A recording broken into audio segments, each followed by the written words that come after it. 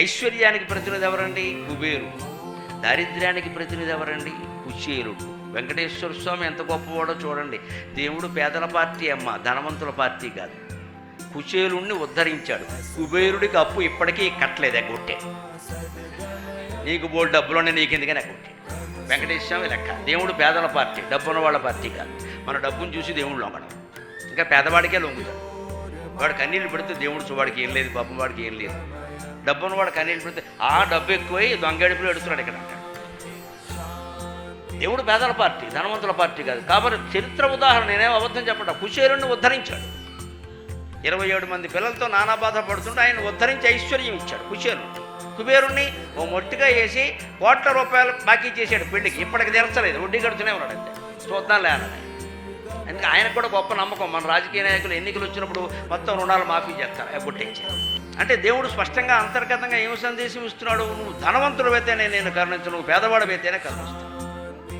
అలాగని పేదవాళ్ళు అవమానం కాదు. అక్కడ ధనవంతులు తమ సొమ్ముని తమకు ఉంచుకుని మిగిలింది పేదవాళ్ళకి దానం చేయాలి. అప్పుడు సమాజం తక్షణం ఏర్పడుతుంది.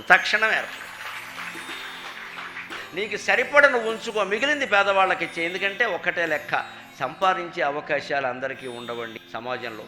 ఒక్కొక్కడు తక్కువ కష్టపడినా లక్షల సంపాదన వస్తుందండి. ఆ వ్యాపారం ఒకటి ఉంటుంది, ఆ అవకాశం ఒకటి. ఒక్కొక్కడు సాయంత్రం వరకు చెమట వచ్చి పనిచేస్తారమ్మా, ఏమొస్తుందమ్మా? అప్పడాలు ఒడియాలు పెడతారు ఇంట్లో వృద్ధ స్త్రీలు, మీరు గమనించండి.